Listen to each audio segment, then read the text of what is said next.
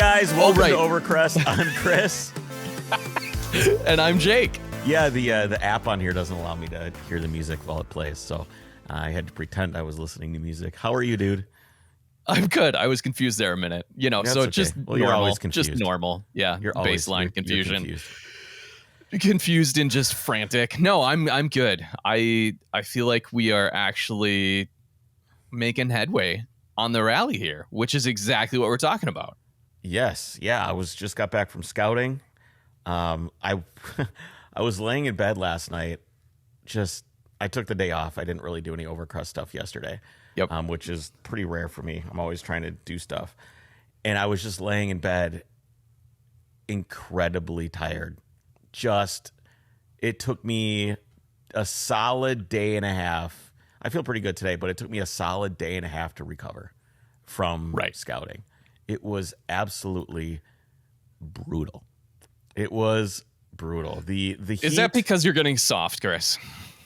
No, not this time. I probably am a little bit, but I've never driven. Everybody lived last week everywhere. If you're east of Colorado, it was hot. It was hot, right? What are you doing? Yes. I don't know. My hair looked weird. Don't worry about it. Your hair always has the camera. Your hair has the Cameron Diaz thing going on at all times. So it always looks weird. There's something about Mary. Yeah. Yes. Yeah. There's something about Jake. No, and this is yes, and there is. This is what you'd be missing if you're not viewing us as well as listening to us. But yeah, maybe that's better. Maybe we've had a huge shift. Everybody's like, there's a lot of YouTube viewership now. People have been watching on YouTube. So if you want to see it, you can either watch it, you can listen to it Apple or however you want to listen to it, and then there's Spotify, where you can watch it there, but also YouTube. So if you like YouTube and TVs and doing that kind of thing and want to see something about Mary Jake, you can do that. Anyway, so yes, it was very hot, and I knew this ahead of time, but there was really nothing I could do about it. So it was right. It was. I mean, you could have taken a different car. What car? With air conditioning. Which car?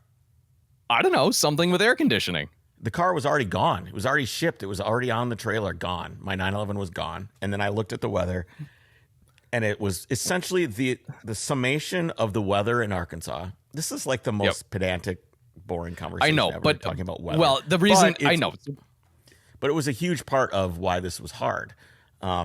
It was the other reason you could have just had AC in your 911, Kris. No, with our sponsor, AC Solutions. At some point, yes. At some point, we could probably do. I know that's why he did buy a 911, so he is trying to do that. Anyway, so the weather was basically, to sum it up, it was anywhere from 90 to 100 degrees, and the dew point was around 70 to 80 degrees. Ugh. So just swimming in the air. Just swimming. I mean, it was like walking through a bowl. Like if you boil Jell-O right before you put it in the fridge and you jumped in, that's what it kind of felt like. It's just this gelatinous goo as you're just wading through. And it was, so if the first couple of days, we got up at 8 and then started our day. By the time we got to the last few days, we were getting up at like 5 o'clock in the morning to try and get through. We were having siestas, dude. Like we would drive in the morning till like noon, and then we would not do anything till like 5 or 6, and then we would go out and drive some more. Is basically what we were doing. Funny. Is taking the afternoon off, because it was truly brutal, especially if you would stop moving. It was the most extreme weather I've ever had to drive in. It was really hard, and I'm pretty like Iron Man of driving. Like not much bothers me. I don't really need AC. I've never felt the need for AC. It's never been something that I've been all over, but this was by the third day. First day, I was like, this isn't so bad. By the last day, I was just so wiped out, man. I was so ready to come home and come north. I got into Iowa, and it started to cool off finally. So even then, it was just disgusting. Okay, so that was the hardest part of it. One of the biggest questions. Why were you in Arkansas? Yeah, that's kind of one of the questions I got is why Arkansas? Why did you guys choose Arkansas for the fall rally? Why are you scouting there? What are you doing? And I think one of the core tenets I like. Let me explain what I like, and then we'll kind of parlay that into how that maybe drives what Overcrest, where we go. I like to experience new things. You know, so even if we go back to Utah, I'm trying to create something new there for everybody. And when I plan the route for the rally, I always want people to feel like when they do the rally that they are scouting it the way that I did. I want there to be a sense of discovery. I want there to be new things that people have never seen before, maybe roads they haven't experienced before, something that will make them gasp or make them stop and pull over, or maybe just experience a new culture. And up until this point, that has been really the driving force of planning the routes, is wanting people to experience something new and get out and explore and just, you know, make friends, not only with the road, but with each other, right? That's kind of what we say. Yes. This was kind of an experiment of where have people not gone that's still good? And how many of those places are left, right? That's kind of what we've done so far. It's like we went to Idaho. Who goes to Idaho to drive? Nobody. No one. Right. It was amazing. And it was a great grand tour experience. Yes, it was. So when I chose Arkansas, I was like, I think the roads there are pretty good. And I started kind of looking into it and reading. And the problem is most of especially on the East Coast, most of the stuff you read is written by motorcycle dudes. So it's a little bit of a different culture in the way that they drive and explore. It's a lot of, we're going to go to this place, we're going to stay in this place, we're going to do loops. Motorcycle guys love to do loops. I didn't know that. It is loop central. They're going to do this loop, and every loop has a name, like Dragon's Death Loop, or, you know, Canyon Killer, and all these different, like, they have all these loops that they do. Loop. Okay. And that's not how I like to necessarily do things. I like to go somewhere. I like to experience, you know, I don't want to come back to the place I just was. I feel like I have to, if I have to come back to the place that I just was, I've failed. You know, I've got a fly to kill. I'm going to shoot him real quick. Yeah. See, and wow, that's quite the image here. I was teasing him before we started recording. I was like, it sounds like you're racking a shotgun, which it's his bug gun. I'm in the garage, gun. So there's bugs out here and they bother me. So it's going to happen every once in a while. Okay, so we don't like driving in circles. I don't like driving in circles. I don't like doing loops because it's not. Then you're not exploring something new. You've seen the loop and now you're already back. I'm going back to where I was. I'm going back to where I was. Got to progress. Never what I'm after. I think planning this route, it was difficult because it was a really isolated part of the state. Usually when we've done these rallies, we traverse the entire state, right? Mm-hmm. So I'm looking at Arkansas, and we're going to be doing, should I tell people where we're going in Arkansas? I don't even know really where we're going. Sure. Okay, so it's basically northwestern Arkansas. It's the Ozark National Forest. That's where we're going. Yes. And then in the middle of Arkansas, you have the Arkansas River. And below that, you have the Wichita Forest. And both are incredible. But there's so much in the middle where the river is. It's kind of flat and boring and industrious and populated. It's where Little Rock is. It's where Little Rock is and all these other places. I wanted to try and stay in the northwestern area. And because we have to stay in such a small area, it was very difficult to scout because it wasn't just like traversing an entire area. It was like if you had the world's tiniest car that you were driving around in a bowl of spaghetti. Like if you just imagine a little tiny little car and you're just driving around all the noodles. That's kind of what it was like. And these roads, Jake, are unbelievable. I think I saw 2 potholes the entire time. 2. Wow. And I hit both of them. I definitely hit both of them. Overcrest owes me after the stuff I've driven on. I would never, especially the gravel, I would never take most people on for the rally. But I'm scouting, so I will have to do it. And I will say Overcrest definitely owes me a new set of shocks. That's fair. Yeah. So you've got the spaghetti noodles, and it's all kind of condensed into this area. So the route is going to be a little bit different. The whole experience, I think, is going to be slightly different than what we normally do, which is kind of the cross-state trip. We're going to be in this pocketed area, and I don't, depending on how we do some of the film fest stuff and where we decide to start, I've kind of designed a few different routes depending on where we decide to have the film fest. I explored all kinds of different options of where that's going to be, where we're going to have lunch. As you know, everything is timing for me. How long does it take people to get here or there? Where are they going to be when they get hungry after leaving at this time? How do I need to design the route so there's a place for them to go? You know, like where are they going to get gas? All this other stuff. I love and appreciate that, but I will say that's changed from like you've really changed your tune from like, well, this is how it should be done, so people need to suck it up and do it this way. Not to now you are, and I love you're in the mindset of like, well, I'm gonna. What do people need? That's not true. So my thought here's this. Jake is always being like, we should have everybody stay at this hotel and everybody should get together and stay at this spot. And I've never wanted to do that because I've always wanted people to kind of do their own thing and find their own place to be. And everybody has different expectations of, you know, the accommodations that they are willing to accept. Which we learned. I'll stay on a bloody mattress. I don't care. It doesn't matter to me. Don't care. Bugs can't do it. Weird smells can't do it. But like kind of like a the dark, blood might seedy smell. place. The blood might smell. Again, timing. Presumably. You know, it depends. I'm just saying that I don't need to worry too much about that stuff. But some people need much nicer accommodations, like you. Sure. Don't want to stay on a bloody mattress. And most I would people not, don't. no. So we've kind of been like, hey, people can do their own thing. They can camp here, camp there, camp wherever. However, I'm acutely aware of the experience that people are having while they're driving. So I've always said we're not a travel agency in the scope of I'm not going to pick out the hotels that people stay at. I'm just not going to do it. Yeah. People are going to do their own thing. And usually on one of the nights, we let people do their own thing for food.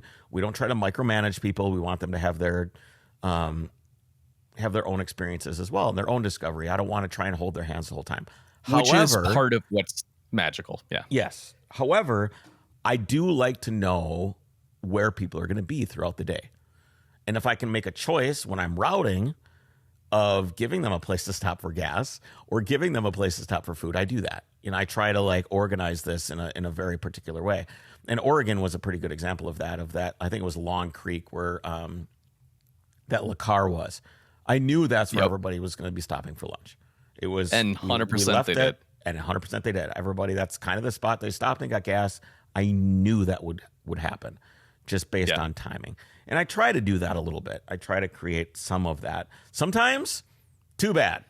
You know, you better get gas here. Like I say, half a tank is empty and a quarter of a tank is an emergency on the rally when you're driving. It's you 100%. Don't. There was a point where I coasted into a gas station because I did not take my own advice. I was like, oh, I'm going to get lunch. We stopped and got lunch, and then I didn't get gas. So I was up by, I don't know, Yellville or something like that. It was like Yellerville or Yellville. Yep. And I basically forgot to get gas and then just drove away. And then there was nowhere to get gas. It's how like remote is it out in that area? All right, let me describe. Because like Utah, you expect like, oh, it's large swaths of desert and nothing out there. I wouldn't necessarily expect that here. So there's no reason to run out of gas. There's none. I mean, That's good. The way that this area is constituted is you have down by the Arkansas River at the bottom, there's a bunch of towns. You know, there's a bunch of maybe 2,000 population towns that are scattered across the Arkansas River that are on a smaller road that runs parallel to I-40. So you've got all these little small roads that were there, towns that were there before the interstate was there. And the road followed the Arkansas River. There's all kinds of action down there. And then at the top, you've got like Eureka Springs and all these little resort towns, and Yellville is up there. And you've got a ton of Harrisville, I think, is up there. Not that it matters. But everything in the middle it's very strange. I'll paint you a picture because it's the same picture over and over again. We'll pick, just for example, Compton, which may or may not be where this missing a sign. May or not be missing oh my gosh, dude.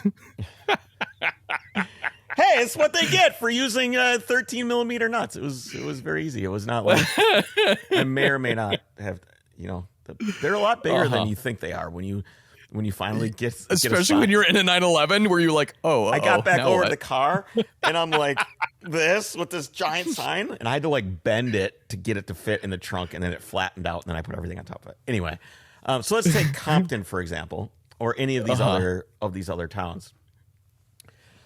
You drive into this town and it always says like, welcome to Compton. There's 4 people that live here, or there's no amount of people, or it's a couple hundred people. Unincorporated. There's always, let me think how many. There's always 3 things, or there's always 2 things, potentially 3. There is always a church. What's called that's one of them. A country store. You have a country store. Oh, that's cool. This is where you get gas. You buy food that is chock full of preservatives. You watch Three's Company on television from a booth while you read Shooting Magazine, which is what I like. Imagine walking into one of these stores and they all have they have lots of things, but there's only like 1 or 2 things in each spot on the shelf. So if you wanted like Mamwich or something, there's 1 can on the shelf or 2 cans, and then someone would buy it and then they must scan it. And then someone drives around these places and just delivers what they're missing.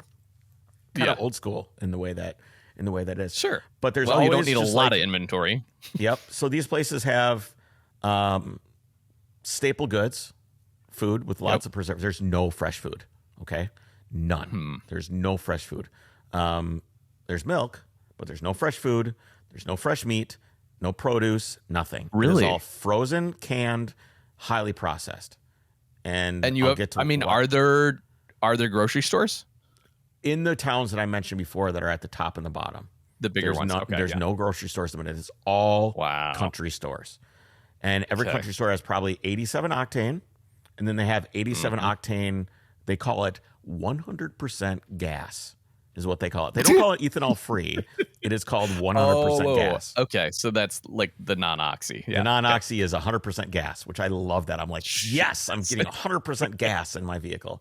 So it's imperative that you carry some octane booster with you, because is that what you did? I used it once, but I have a big gas tank. I've got 22 gallons, so I can drive from top to bottom and have no issues. You, with your 14-gallon gas tank or 12 or whatever you have. No bueno. Yeah, I have no idea. Yeah, you're going to need to carry some octane booster with you. Yeah, for sure. And there's a lot of 91 non-ox too, but you just kind of have to deal with what you get. What octane do you have to run if you're twin plugged?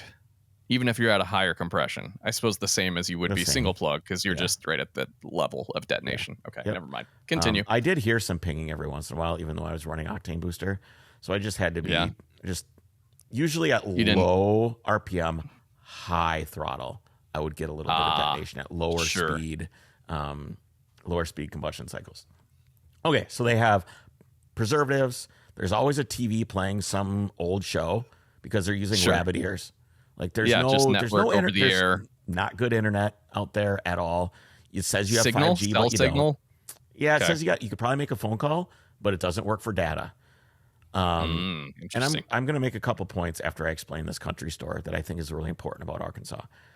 And then you have the no fresh food. There's always a Hunt's Brothers, which is kind of like a there's always like a little cafe in these country stores where they have a little kitchen where you could have food made for you or whatever, like hot dogs, cheeseburger, or Hunt's Brothers pizza, which is just like DiGiorno's kind of, I'm guessing. Okay. It's just like a frozen pizza that they cook up for you. So another thing that you will notice, not everyone, most people in this area are very fat. Obese. There's a lot of obesity. And I genuinely think it's because they don't have access to couple things. Healthy, fresh food. They don't have access to healthy, fresh food. They may or may not be working. I noticed there was a lot of just not working.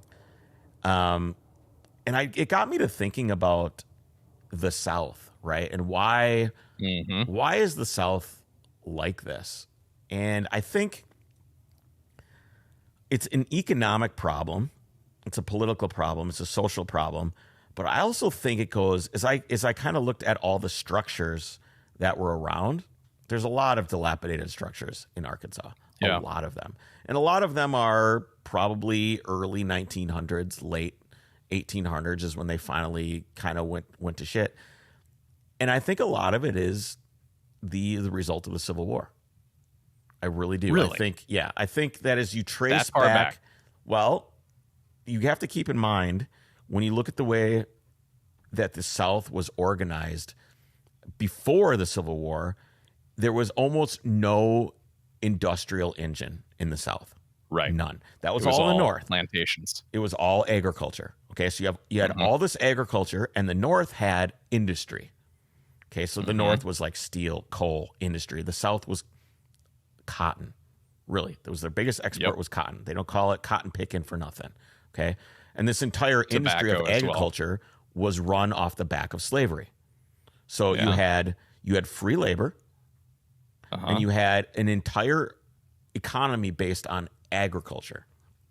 So when you had the Civil War happened, you essentially I'm trying to be tactful with how I say this because I don't want someone to like take sound bites out and like destroy my life on social media. Well, yeah, no, it definitely upset the status quo of industry. Well, of course, but also like if you owned slaves were property, okay?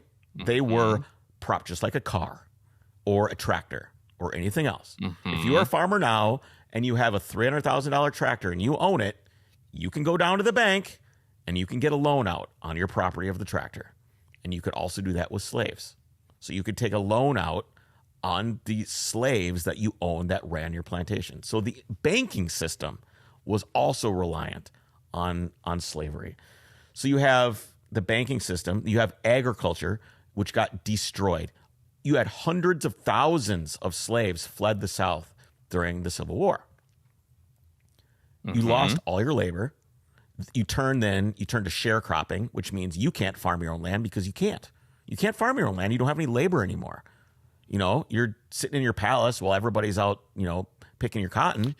Now you can't do that anymore. So you have all this land that's basically fallow. You're not doing anything with it. So then you start sharecropping, which means you lease your land out to someone that has the capability to do it. And when you do that and you're constantly sharecropping, you destroy the land's ability to be farmed. So you are basically running the land. They're not concerned about the nutrient content and changing out crops. You're running the agriculture into the ground. So that was like a huge issue after the Civil War as well. So you lost all your labor. Agriculture got destroyed. And the entire... Genuinely curious, talking about how, they're not able to farm after that. What happened in the North? How was it different? Like I said, it was more industry, right? And the labor wasn't... there's still farmers up in Iowa. Of course, but they were farming their own land. They didn't have slaves doing it for them. So they just didn't know how to do it without? They didn't have anybody. There was no labor. There was no one doing it. Think about it. If you have a farm and you've got 10 or 15 slaves and you have you and your wife, Martha, and your son, John, and you've got 500 acres that are being farmed with cotton by slaves, and then they just leave, what are you supposed to do? You cannot farm the land. You don't have the labor to do it. You don't have the human capital to do the labor. Is it because it's a more labor-intensive crop than like corn up in Iowa? No, Jake, the entire structure of how the economy and the labor force worked disappeared. My question is, right, and I get that, but my question is, why couldn't they shift to how it's done elsewhere? They didn't have any people. Well, how does a family farm operate? As a family farm, maybe people didn't have the skills. Maybe they didn't have the skills to do it. That's what I'm curious. Like owners and business owners, right? This all happened within the course of years. This is like in several years. How long would it take you to learn how to farm? And that's why I went to sharecropping, is because they just said, we can't do this. We don't know how to do this. We don't have the labor to do this. So I suppose it'd take a couple years for me to figure it out. Yeah, at least. So the economy never really recovered. And I think that's a big part of why the South is the way that it is. So you don't think there was any economic boom between... When was the Emancipation Proclamation? What year was that? Late 1800s. Yeah. the latter quarter of the late 1800s. So you don't think there was any economic boom between 1863 and today? No, I don't see it. Other than tourism in some of the areas, I don't see it. Driving around, at least not in Arkansas, I don't see it. The South, I've driven through Mississippi and I've driven through a lot of these places. There's I think education down there is very underfunded. Okay. I just wanted to talk about that for a minute because it's something that I really noticed. I really noticed it, and it was shocking to me because it's such a different culture. Here's the thing, though. The people that I met in Arkansas were some of the nicest people I've ever met in my life. Everyone wanted to talk to me. They wanted to tell me a story. Everyone loved the car. Nobody was like, I've been in places where people just are like, who's this guy with this fancy car? Right. You know, like what they think you, they like, assume you're snobbish or whatever. Like driving around in California, get out and talk to somebody. No, nothing. Right. I would pull up in any of these towns. I would pull over to just look where I am, or go to the country store. And almost every time someone would come out of the woodwork to say, man, I love your car. That thing's really fancy. Where'd you get that thing? How fast does it go? What are you up to? Where are you going? And everyone was insanely nice. And I'm trying to think why. Like, why are these people so nice? And I think you've got a little bit of the Southern charm thing that you hear about in there, right? The Southern charm, everybody's really nice. And it was, yes, sir. No, sir. Thank you, sir. You're welcome, sir. How can I help you, sir? And not in the Minnesota way where you're supposed to say it. They genuinely gave you you felt respected as an outsider. I felt like I was respected by people. Like they respected me, which was very odd. I've never really felt that way before anywhere. I always felt like almost like just like a peer, right? You go somewhere, they're like, hey, how are you? Nice to see you. And you're like, oh, hey, how are you? Nice to see you too. It's almost like from a customer service standpoint, everywhere you go, people were there to serve. Like they're like, how can I help you, sir? What can I get for you? How can I make things better for you? They were there from a customer. It was like the ultimate, most amazing customer experience standpoint thing in my entire life. Everybody just was on a state level. on a state level. Everybody, well, in the rural areas, in like Little Rock, it was like just anywhere else. It was like, yes, sir, not yes, sir. It was very, very distinct. Like when you were in the urban areas, it didn't feel quite the same. But you're in the rural areas, the kindness level. And I don't know if it's we were talking to Jeff a little bit, and he mentioned maybe it's the poverty. Because they're poor. They're poor. They're really, really poor. There's a lot of dilapidated poverty in rural Arkansas, and they're very poor.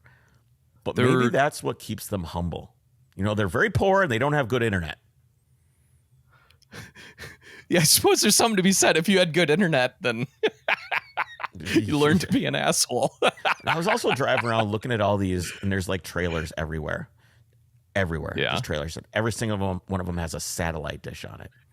And I was thinking, like, when was the beginning of, because there are dudes that you can tell there's dudes that work their ass off. They're wiry, thin, like their tendons are popping out of their arms and they're super tan and they're just like worn to the bone. Yeah. Like, these dudes are working. And I was looking at every single one of these trailers has a satellite dish. And I would love to see the correlation of economics and when satellite television came out. You're saying like productivity went down? Productivity must have gone down when the satellite dish came out. Well, did you hear about the uncontacted tribe of people that like recently got access to Starlink? Yeah. And it just shut them down. Yeah, all they do is watch porn. Yeah, 100%. They're just addicted and don't do anything. Yep. So there's something to be said about that. Yeah. So I think like if you could look at, I think if people have a choice to watch television or work, they're going to choose to watch television. It's just, I think it's human nature to glom onto to media, whether it's television or social media or whatever. It's just, it's natural to be. Plus, all these shows and everything know how to cater to draw your attention. But I just think that maybe people would be outside gardening instead. Another thing I noticed when I was out there is that it is a perpetual garage sale. So there are little tables with stuff on it for sale everywhere. Some of it's good. Okay. Some of it's junk. But if you want like an Arkansas watermelon, anytime you want, you could grab a watermelon from some dude in the middle of nowhere and have yourself an Arkansas watermelon. They're gardening watermelon then. That's a fresh There's food. a lot of gardening out there. There's a lot of gardening out there for sure. I think you have to. Oh, I'm clearly from the state of the physicality. I don't think a lot of people are doing it. This guy's gonna die right here. Oh boy. Yep. Another fly down. Yep, got him. Okay. I think there's probably a lack of access to education and healthcare as well. Right? Yeah, a lot of these towns, healthcare definitely. I talked to a guy there was a store called the Sand Gap Country Store, and everybody's going to go by this store when they're on the rally, and I really hope everybody stops there. But I went there and it was closed, and the next day, dude, everything's freaking closed. People, their hours are whenever we want, whenever we feel like it. So things might be open, they might not be open. They're open from 2 to 4 and then 6 to 8. It's like super weird. Super weird. Especially on like Monday through Wednesday. Is it because it's too hot? I don't think so. Because they're inside. So I don't think that's the issue. True. Anyway, so I went to the Sand Gap Country Store and it was closed. Okay. And I drove by it the next day, and I saw a truck parked outside with all this stuff for sale. And the previous day I had walked up to the door and it said, at the hospital, Gerald is super sick. Please pray on the door. Oh, wow. Okay. There's a lot of praying that goes on in this area, by the way. A lot of churches, a lot of prayer, a lot of religion, Baptists. You know, there's no Lutheran churches unless you get to Missouri. None. Not one. It's all Baptist churches. And some of them are like full gospel Baptist church. Like, oh yeah. Like, but that's what they say. You don't just assume that they're full gospel. They say the full gospel. Full gospel. So they are, I don't know if that's this thing it is. Yep. Oh yeah. So there's a lot of, anyway, so it said, please pray on the door. And I was like, oh man, all the lights were on inside. The ATM was on. I could look in there. I could see like the Hunts Brothers sign was light up. The TV was still on. I'm like, oh man, this is really bad. Somebody's hurting. Came back the next day and there's a dude outside and he's got a trailer, his truck. He's got all kinds of stuff sitting out there. Was it Gerald? It was not. It was the guy selling stuff of his own to raise money for the funeral. Gerald died. His name wasn't Gerald. I can't remember his name. I can't remember it. Wow. And so I talked to him a little bit, and I guess, he was like 53 years old. He died of some obscure cancer, just like it snuck up on him. Wow. And they took him down to get him some tests down in Little Rock. And they're like, man, if you would have came in here sooner, it's super treatable. But unfortunately, it's just too late. And he freaking died. And it reminds me of like the healthcare. I mean, there's nowhere to go. You've got these little clinics, and it's just the healthcare is not great. Right. So there's no preventative. That's the number one thing that can be done to save healthcare costs in the country is people actually getting regular checkups and catching things before it becomes. So they had a GoFundMe. So I donated some money to Did you buy any of his wares? Well, it was all furniture. So that was that was a real bummer. You know what was cool? That is a bummer. Scouting Idaho in the wagon where I could just buy shit nonstop and chuck it in the back of the wagon. I was super hampered on things I wanted to buy that I could not buy. Kris comes home with a rocking chair strapped to the roof of the 911. I was trying to. I bought some. I may or may not have bought some fireworks while I was in Arkansas because they're significantly better than our fireworks. And dude, our fireworks don't blow up. I know. Yeah. I know. So I bought them in Arkansas where they definitely blow up. They definitely explode. And they had this big, huge thing that was like $1,000, and it was like 4 feet by 6 feet by 12 inches. And it was the just big full. package, and it said like 800 explosions in here. I'm like, I could put that on the roof. You know, so there. What a yeah, deal! no That's like stuff. only a little more than $1 an explosion. Like, Yep. So getting your money's worth there. while we're out on these trips, I always look for places for people to stay and stop and Sure, and visit. And we found this place called Pedestal Rock. Okay. Which ended up- I saw a photo of this. Yeah, Pedestal Rock is really cool. I'm not going to explain what it is. You'll see it on the map if you go. And fuck it. I'll just say it's like all these. It looks like giant mushrooms that are just there. Just these giant stone. But they're rock formations. But they're rock formations, and they're like 100 feet tall. Just massive, massive stone structures that have been carved out by essentially spring water river over the course of hundreds of thousands of years. And there's this trail that goes 2 miles in, or I'm sorry, 1.5 miles in and 1 mile out. By the way, hiking an arduous trail when it's 95 and humid out, and you're me, not good. Not good. Your brain starts like after about 2 miles, I'm just like, oh my God, am I going to make you go out at first? You're like, I'm doing great. This is fine. I'm like, boy, I feel like I'm 20 years old. This is great. So you're going hiking pretty hard. And then I started to get like really tired and I'm an idiot. I didn't have any water. The water, we left it in the car. So I'm like sweating. I'm drenched. I've got my Arkansas tank top on with the American Eagle on it. Oh boy. The American I saw Eagle that. is just like, looks like he'd just been swimming. It's crying. Oh, I was just so hot. And I was walking, I was looking out into the distance at these rocks. They just look beautiful. I'm like, oh my God, they're so beautiful. And out of the corner of my eye, I see just a hint of movement. And I'm walking at a reasonable pace. And I look down, and there is what I found out later is a rattlesnake. A giant rattlesnake. It was a big boy. And all I saw, what I had seen move was his tongue. Now that I think about it, I look back, I saw his tongue go in and out. And in that little movement, my eye caught it. And I've never felt an adrenaline hit.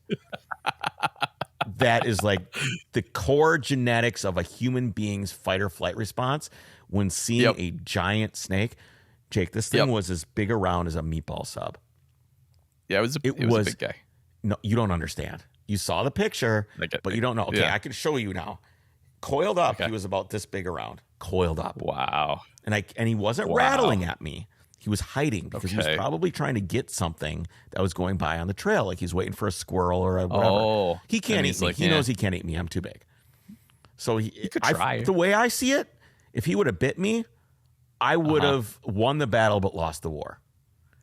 Because once I get my hands on that snake, I can kill the snake, right? Like I can break his neck or whatever, but I'm gonna die because that's a man killer. Well, it's a timber rattlesnake.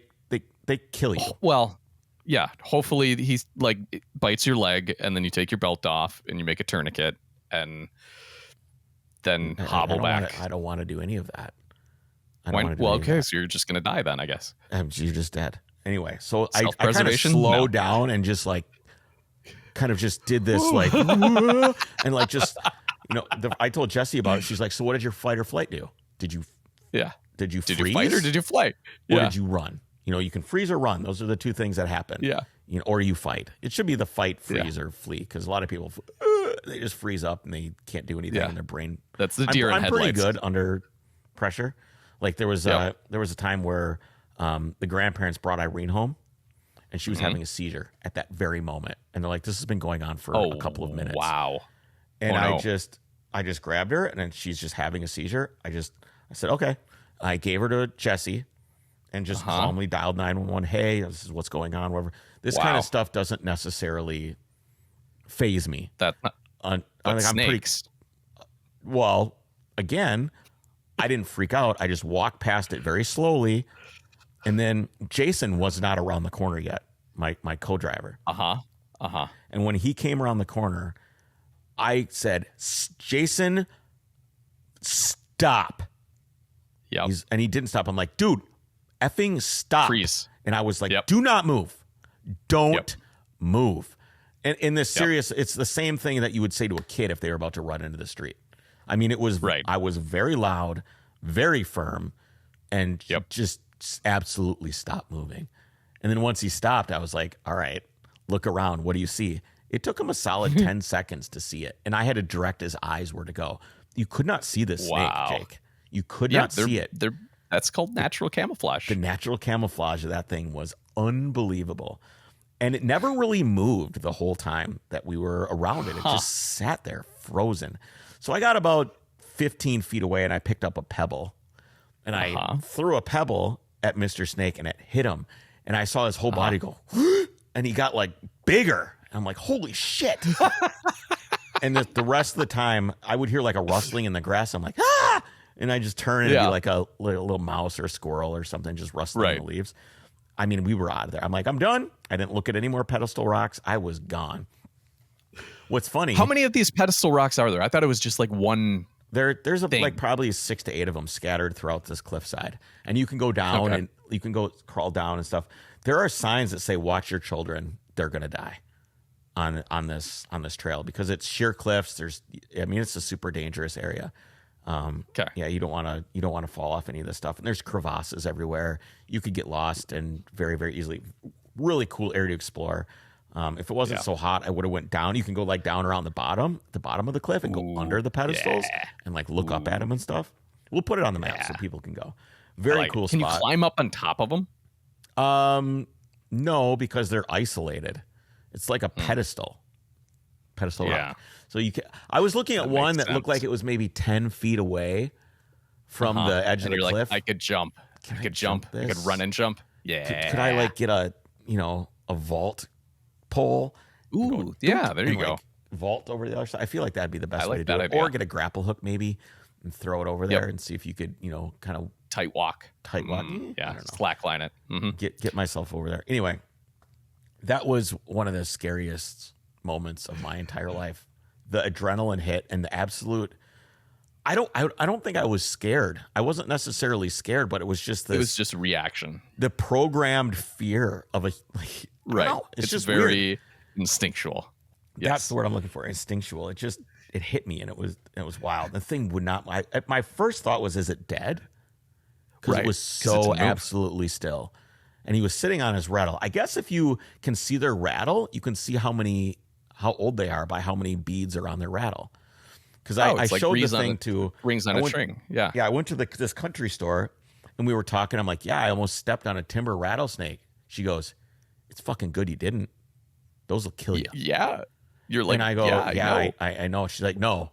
She's like, unless you would have left there right away, gotten in the car, drove here, we would have to call 911. I mean, this is rural, dude. You're not like, it's not like you're just going to drive over to the hospital. She's like, we would call the EMT and they would come. They have a snake bite kit that they can give you. That's what I was going to ask. Yeah. Could someone local have that? Because the driven death car has a giant snake on it. There is a snake bite kit in that car. See, should have taken that and you would have had more room for furniture. Yeah, exactly. She's like, you could have died or been seriously ill if you had bitten by it. She goes, that's one of the bigger ones I've ever seen. Wow. She's like, from my experience, that's probably about a 6-foot rattlesnake.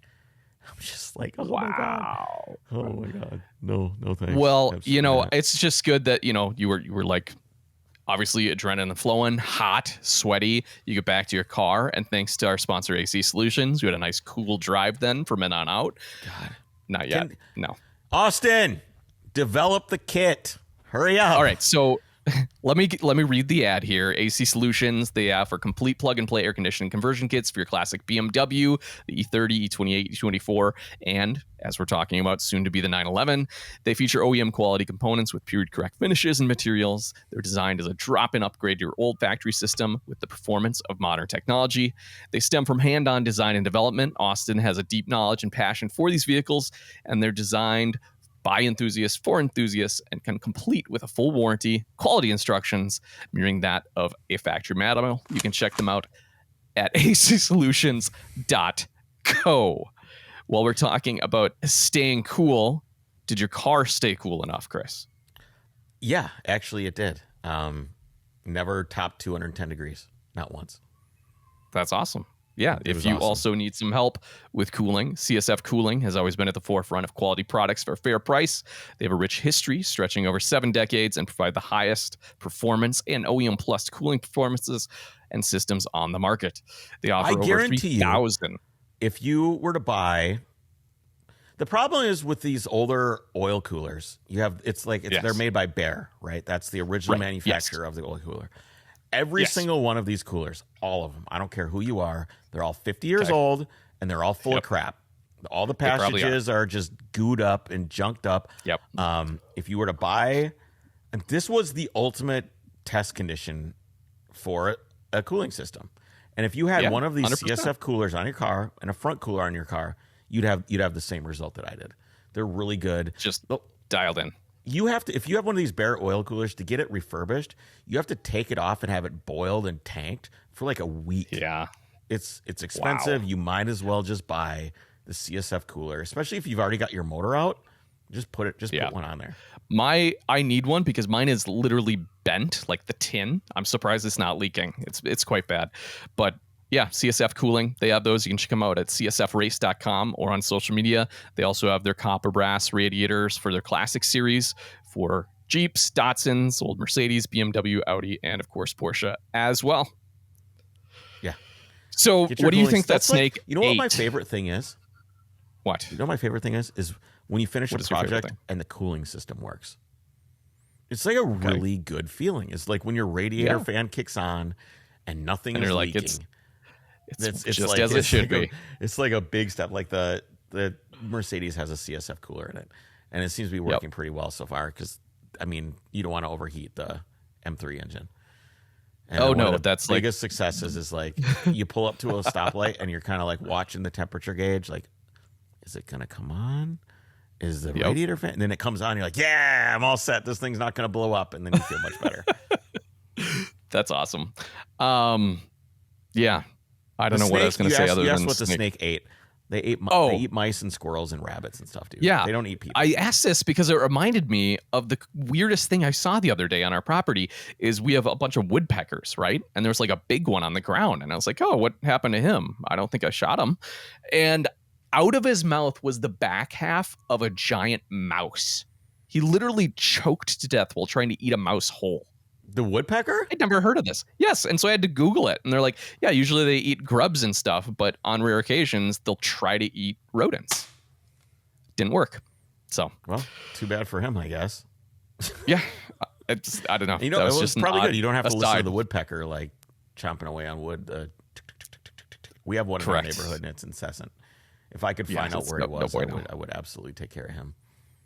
Just feed him mice, but like way too big of mice. Apparently that's a thing. Another thing I discovered is you ever been driving on the freeway and you pull up and you see like one of those custom semis and you're like, that's pretty cool. Oh yeah. They look phenomenal. They always have the rear fenders on them that make them look really low. Like the rear wheels always look really low. I met one of these dudes when I was out there. Everybody probably saw the reel of it. That thing was cherry. Absolutely cherry. Cool. I would love what do you know about these things? Anything? Have you ever been to one of these tractor pulls or anything like that? I've been to a tractor pull, not a truck pull, not a semi-truck pull, but I know they're just like monstrous, absolutely monstrous power plants. And what kind of fuel do they run on? They're diesel, Chris. Damn right. Because when you want real power, what do you run? Yeah, I have a diesel truck. Yes, I know. You didn't answer the question though. When you want real power and real torque and you want to get things done, what kind of fuel do you use? Diesel works well. Diesel works well for that. It works best. The compression ignition. Yeah. It works best. I wanted to throw that out there. I wanted to get that out there. Yeah, that's fine. I don't like it. I think that you and I should go to a tractor/truck pull. Yeah. I would like to go do that. Yeah. If we can make that happen. We got to look and see if there's any going on. I know they have tractor pulls around here. Dude, it's like every county fair has one. The Washington County Fair has tractor pulls. Yeah, but I want to do the truck pull. I want to see the semis. I literally arrange doing a wheelie and twisting and just. Yeah. I want to see if we can get a ride. I want to get a ride. I want to talk to one of these dudes and see if like I can get in as a passenger and experience that. That seems like something I absolutely need to experience in my life. 100%. That would be amazing. Yeah. Before we get into, I wanted to ask you some stuff about what you got going on. But before we do that, what have you got for us? Yeah, let's talk about, you mentioned the Driven to Death car. Is that thing ready? Is it done? Are you done? I was going to ask because I know you've thrown so many FCP Euro parts at it. Do you have another parts list on order? No, I don't. Okay. I think I'm feeling pretty. I got to do I got to do a few things. I got to rebuild the calipers on the 911. That's one thing I wanted to mention. Oh, your brake line. Oh, God. Oh, that fiasco, man. Okay, so I want to talk about, like, FCP talked me into buying some nice brake pads, and I want to so we can talk about the brake situation. I went on the brakes were fine. I put these Pagid pads on the car with Zimmerman cross-toe rotors, and I've always been like a $50 brake pad guy. Okay, like, what are they, Techstar or Octane, just like whatever. Yeah, I don't ever buy like the generic. It's a light car. Force. I don't care. No, but just you don't do like a. No. So anyway, they talked me into these Pagid pads, which are really expensive. I think they were like, I don't know, $600 or $500, $300. I don't know. Huh. They were super expensive, and I'm like, there's no shot I am buying brake pads that cost that much money. There's no way. They are better, that much better. They're that much better, right? Dude, they are that much better. Holy shit. The bite on those things is incredible. The initial bite. Like, once they're warmed up, once, like, after first, like, corner that you have, once those pads are hot, it is amazing how hard those things break. You know, I've never had good brakes on my car. And it's starting to get a little always sketchy. Complained about your brakes. Yep. Anyway, pads are great. So kudos to FCP for talking me into trying those out. But yeah, the brake fiasco. So when I was in Colorado for the Utah rally back in 2021, I had a brake line fail. And it failed. I don't remember why it failed, but it failed. I think in the same exact way that this one failed, which is it vibrated until the line cracked and broke. Wow. And it vibrated and cracked and broke at the fitting. And that is because I did not have the line supported. I didn't have the line supported at the strut, because the RSR struts don't have a support bracket for a brake line. Oh, really? So I'm gonna have to make something. To support those, because it's just I can't be apparently an issue. But these lines were the copper zinc lines, like the easy to bend easy ones. Form. Apparently, from what people have told me, a few on social media and stuff, is these lines, when they vibrate, get brittle eventually and just break. And that's what happened. I had great brakes, and I went down pretty much the first gravel road that we were going to scout, got to the first corner, and I had no brakes, straight to the floor. The line had completely broken. So I drove it 15 miles. Dude, I want you to picture this. You're on this dusty gravel road. It's limestone. So anybody that drives by, it's super dusty. It's kind of like there's like a swimming hole down this road. So there was cars every probably 5 minutes. So a decent, going by. Yeah, okay. So it's dusty all the time. It is 100,000 degrees, and I'm in the sun, burning, and I'm covered in dirt, and it's in my skin, it's in my mouth, it's in my nose, it's in my eyes. And I'm under the car trying to basically tighten the brake line, because I didn't exactly know that it was broken yet, but I could see that it was leaking out of that. And I didn't have the flare wrench of that size, which is 11 or 12. And I didn't have a 12. So I've got my Nipix channel locks on this line. I'm trying to tighten it. And then the line just kind of falls out of the thing. I'm like, oh, well, I guess I'm not fixing that here. So we hop back in the car, no brakes. This is a good time for me to explain to you what the roads are like in Arkansas. So this is like mountains that have been filed down by God. Okay, I was wondering what I'm thinking. Like, we're not into the Appalachians. That's further east. No, that's east. That's like eastern Kentucky, Tennessee. Right. The whole eastern seaboard, really. But yeah, people generally think of like West Virginia, Kentucky, Tennessee, northern Georgia for that stuff. No. But this is like, there's a lot of elevation. It is a lot of elevation. The elevation goes from 500 to 2,400 feet. So the lowest I saw was like 500 feet. It must have been in like a valley or something. And the highest I saw was 2,400. So you're constantly, you're going to go up and down in these elevations nonstop. There's almost no flat land whatsoever. And that's awesome. What I can say is that in the past, except when you don't have brakes. In the past, Overcrest has been kind of a grand touring event. Lots of beauty, lots of good roads sprinkled in, amazing roads, truly. Like we find amazing roads. The purest driving I've ever done in terms of just like technical, speed up, slow down, turn, good rhythm, like beautifully. Like there are roads where switchbacks are cool. And there's a lot of switchbacks on this rally that are going to be great. Going up mountains, left, right, left, right, left, right. That's not necessarily good driving. It's a wow experience because you're like, holy shit, look at this. It's so out of the norm. But the rhythm of the banked left, up, over hill, right, down, over, down, under a hill, up, over, and just where you can carry a little momentum. Carry momentum and on the brakes really hard. And there's you have to be careful because the signs say, hey, this turn is left at 20 miles an hour. It doesn't say this is a decreasing radius turn at 20 miles per hour. You just kind of have to be really, really careful, especially since you're not crossing the center line. And all the signs say extreme caution, very crooked roads. So it doesn't say curvy, it says crooked. All the roads are crooked and steep. They're crooked and steep, just like criminals. So I had no brakes driving through these crooked and steep roads all the way back to town. It was 15 miles to must have been Mountain View, maybe. Yeah, I think it was Mountain View. 15 miles back to Mountain View on these twisty roads with no brakes. It was scary. It was absolutely terrifying. All I had is my e-brake, which worked. But for a while, the instinct that you have is to go hit the brakes.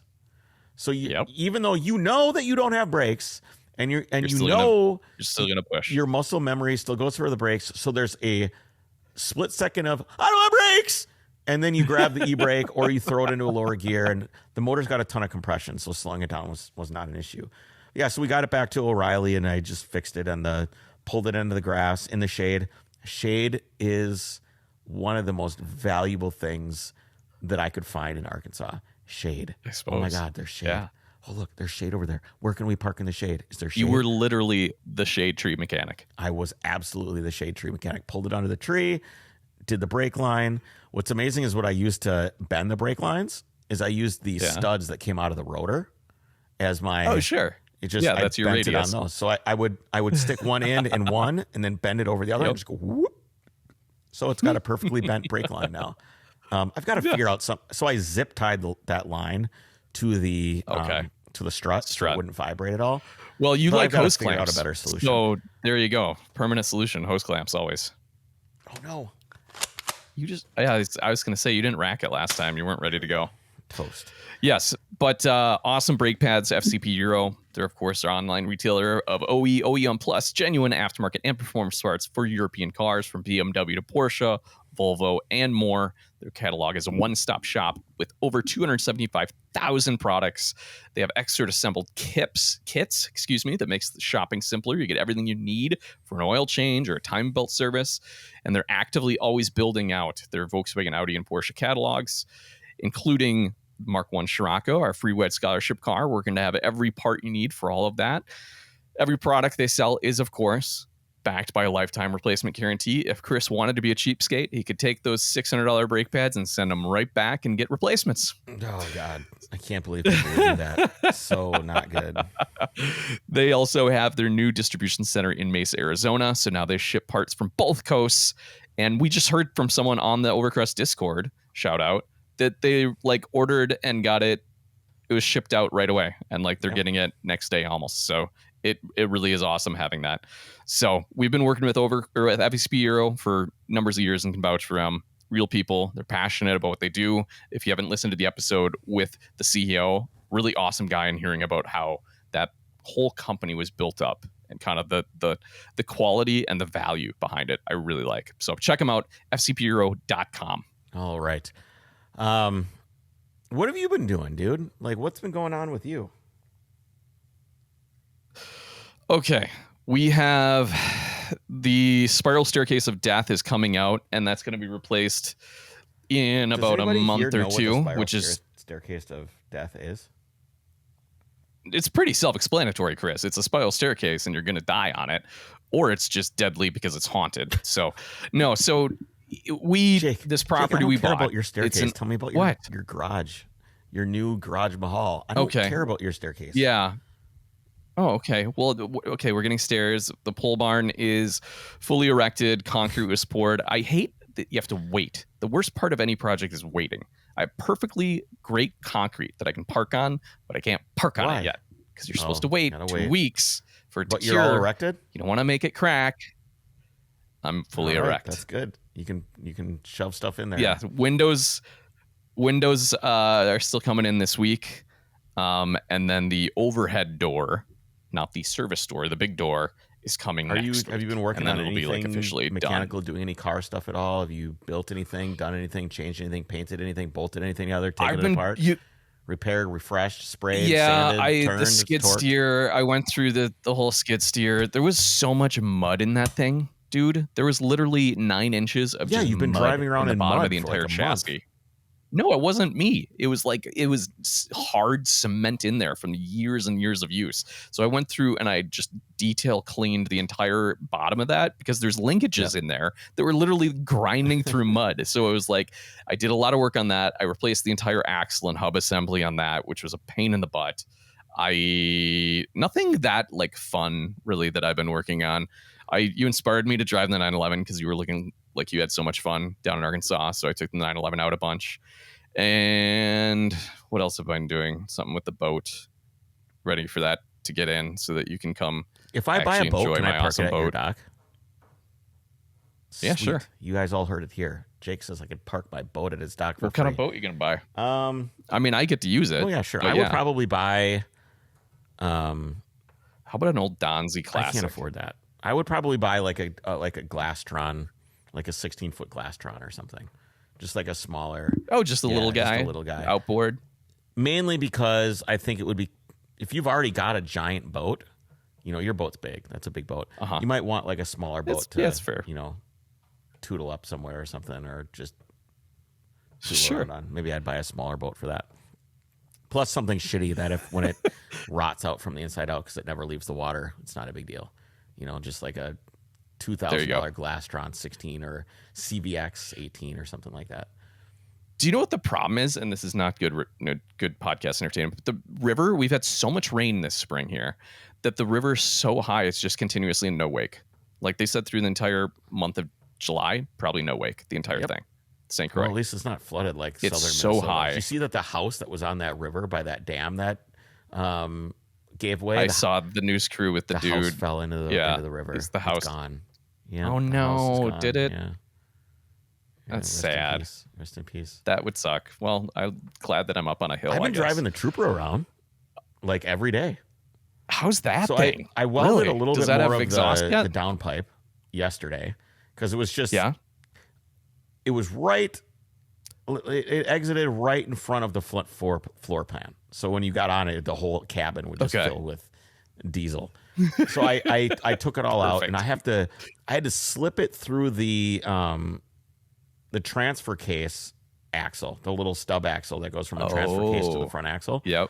So I had to slip it through there because I have to go to the other side because that's where the exhaust runs through. It runs through the whole thing. So I had to go to the there's a because the exhaust used to exit on the other side with the Trooper engine. Now because it's a counterflow engine, it's on the other side. So I've got to swap it to the other side. So I welded that. Dude, MIG welding stainless is really hard. It's really hard. I don't have the correct gas. I mean, I want things to look pretty. You need 75-25. Yeah. I want it to look pretty, and it never will. And you also need, do you have stainless wire? That I do have. I did go and get stainless wire. Good. Because I'd like to retain some of the fact that it's stainless, even though it'll never see salt again. I almost feel like I wish I would have just bought mild steel tubing. Like, it would have made my life so much easier. It would have been easier to weld. I just thought I would try to learn something new, which it's not a mistake, but good Lord. Here's a problem with the Trooper, though, is it makes way too much power. The clutch slips. Oh, no. And is that a new clutch you put in it? Yeah, it's a brand new clutch disc, and it just slips. So one of two things. Either the flywheel needs to be machined down a little bit more on the surface where everything bolts to allow more clamping force, or it needs a better clutch. I'm not sure. Yeah. Well, if you're going to take it apart and do that anyways, put just a heavier clutch in it. It's sitting here right now. I've got a new clutch to put in the Trooper. Perfect. I forgot to tighten one of the motor mounts down, so the motor was bouncing all over the place. I got that figured out. I'm having an issue with the electric vacuum pump. I think I'm way over the duty cycle of that vacuum pump. It's running all the time.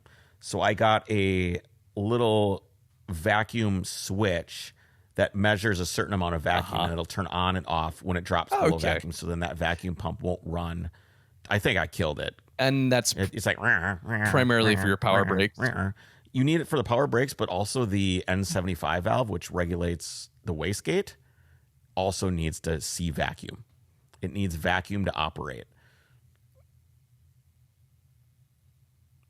Yeah. Interesting. Well, it has to add, it has to be able to do something.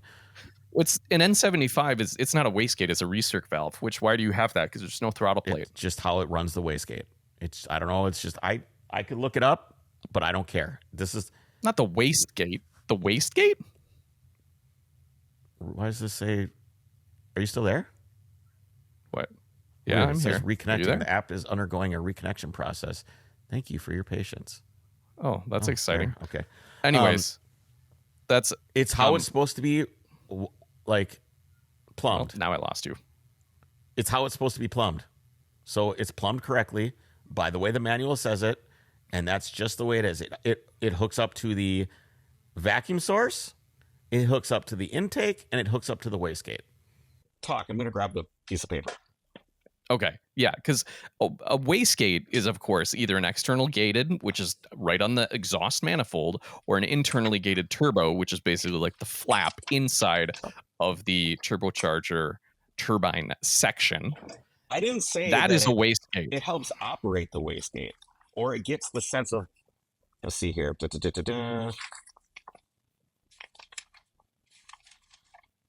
All right. The N75 valve inputs from the ECU and controls the boost level of the turbo by regulating the amount of vacuum going to the actuator on the turbo, the wastegate. This is exactly what I just said.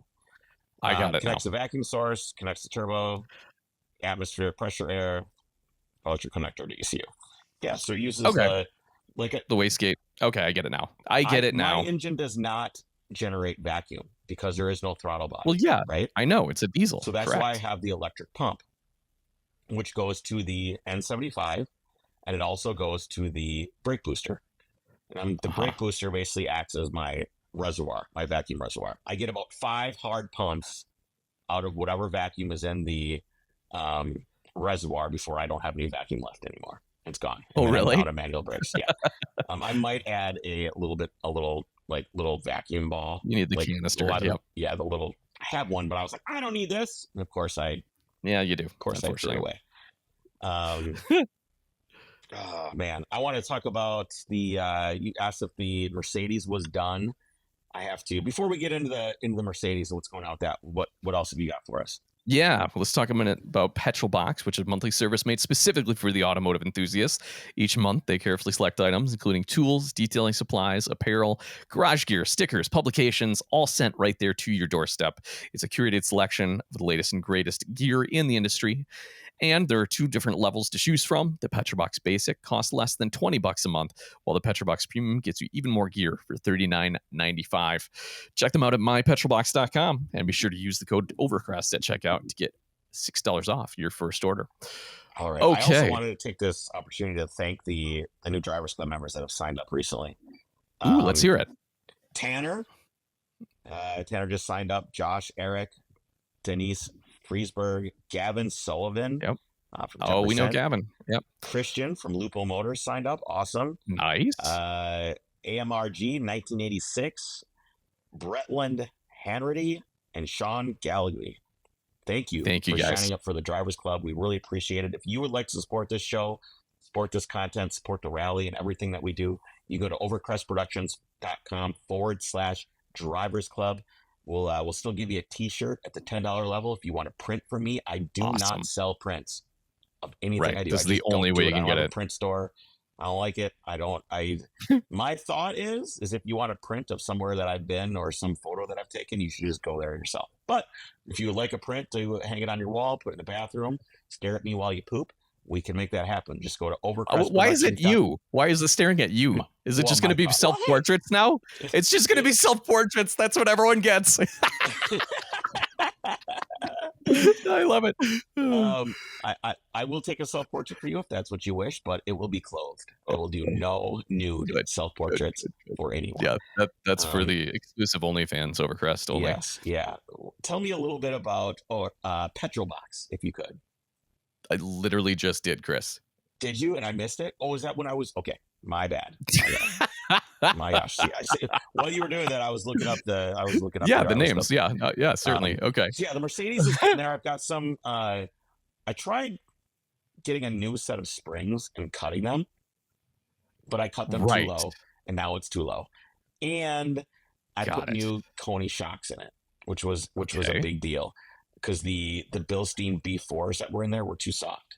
So I got some Coney Classics, which are adjustable. You can adjust the dampening. I just set them as full tight and threw them in there, and the dampening is much better, but the springs are still too low and too soft. The oil pan is too close to the ground. I've hit it twice already on the ground, and it's just been from soft suspension. Like the suspension compresses all the way, and then the oil pan will kiss the ground. I don't like that so much. So no, that's not ideal.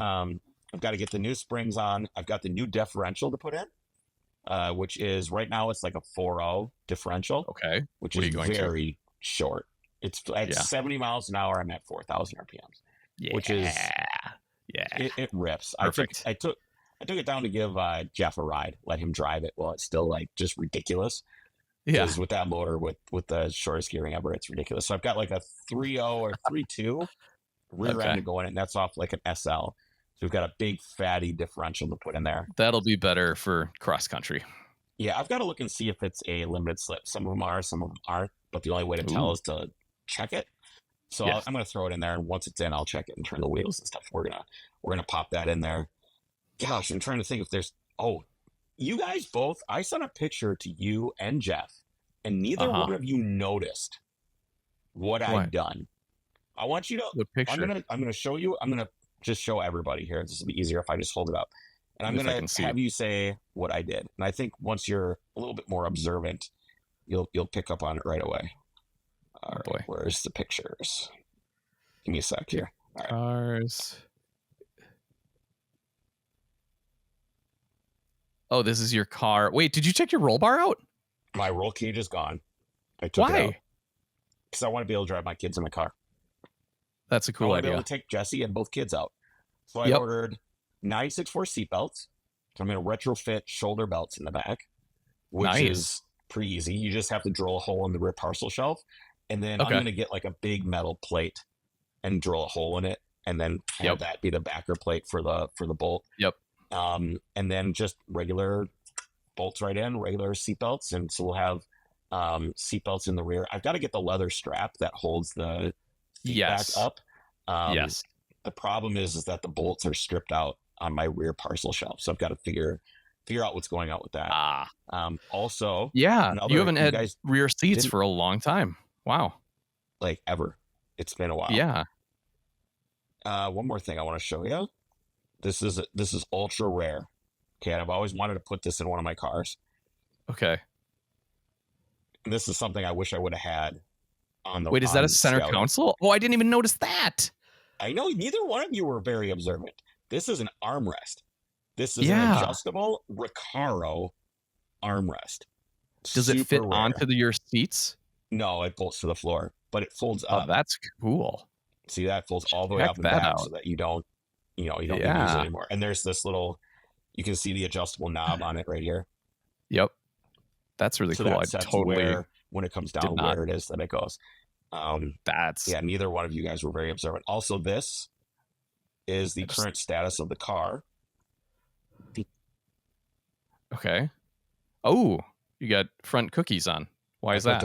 My front tires on the Fuchs are bald. Oh, really? They're absolutely trashed. Yeah, they're done.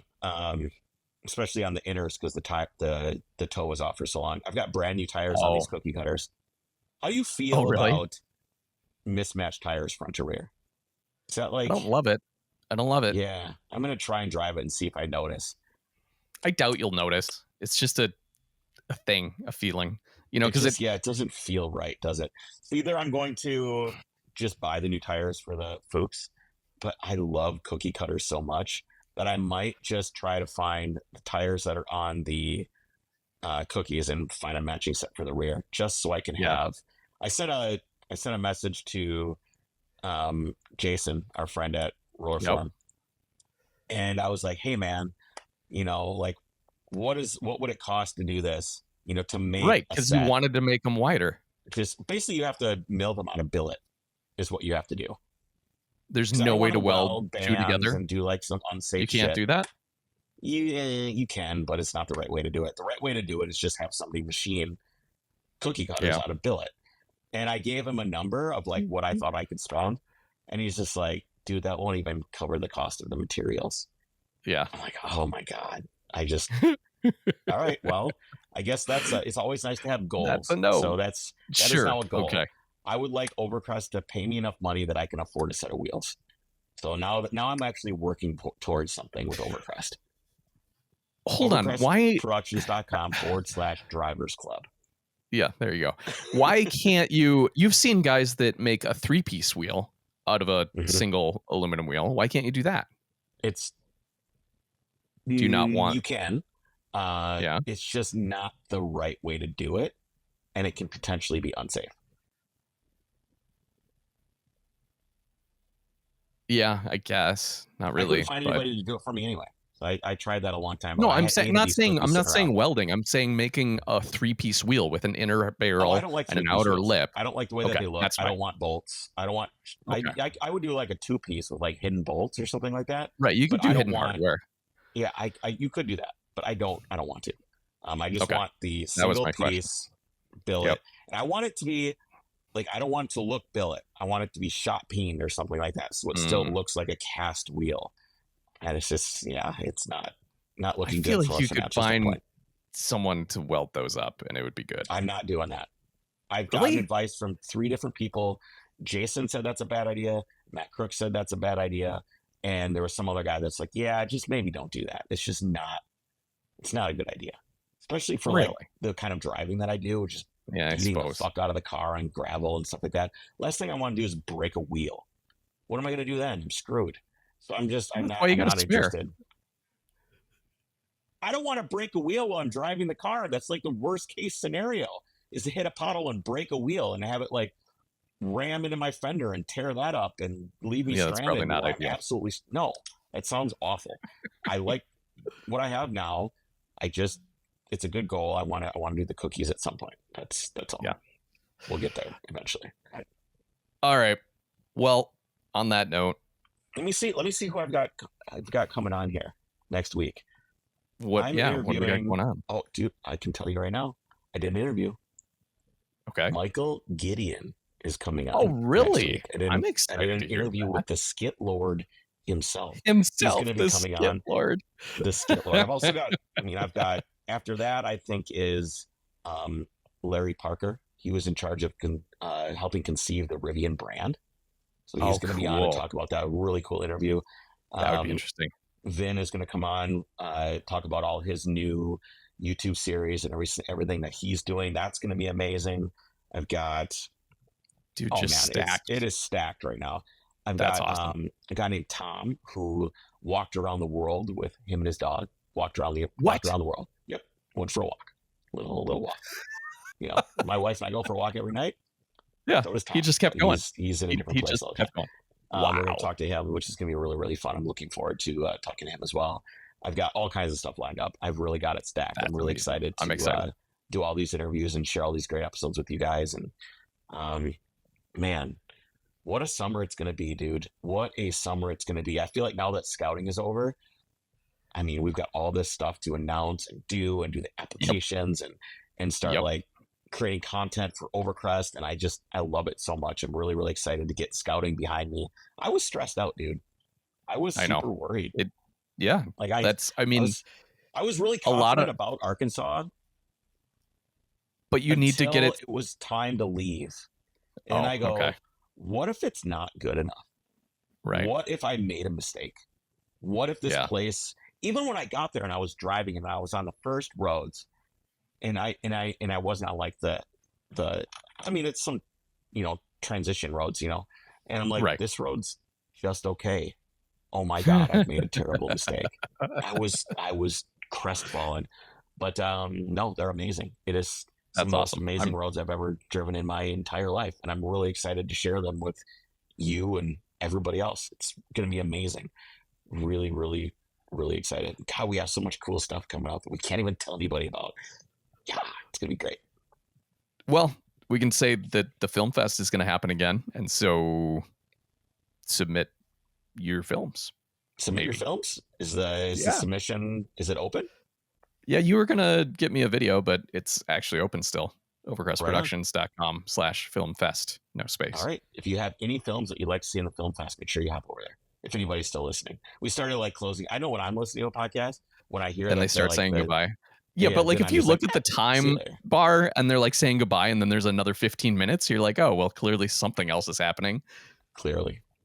All right, guys. That's it. That's all we got time for today. We will talk to you next time. Hey, take care. Jake. What?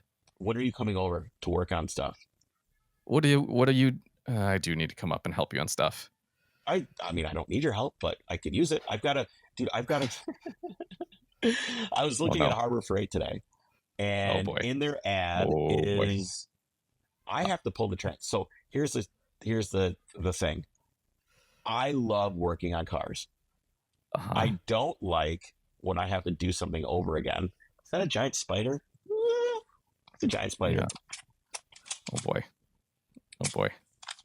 Okay. Giant spider crawling up the USB cable of my camera. Did you get him? He's gone.